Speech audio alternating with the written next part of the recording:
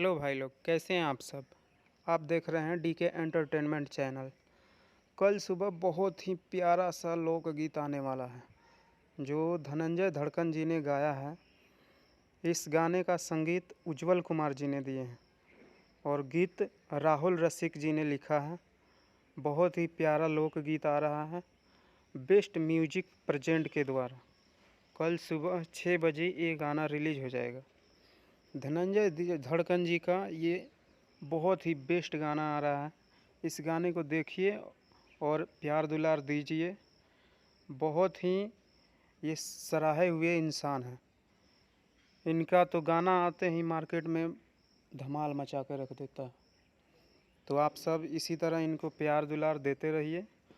और ये बबुआ जागल बा कल सुबह 6 बजे रिलीज हो जाएगा ये गाना। तो आप लोग देखना ना भूलें। इस गाने को प्यार दुलार दीजिए और धनंजय धड़कन जी को भी बता दीजिए कि कितना आप लोग प्यार करते हैं उनसे। तो ठीक 6 बजे कल गाना बेस्ट म्यूजिक पे रिलीज हो जाएगा। और आप देख रहे हैं डीके एंटरटेनमेंट चैनल को सब्सक्राइब करें, लाइक करें और कमेंट करें। बाकी आज तक के लिए इतना ही। बाय बाय, थैंक यू, धन्यवाद।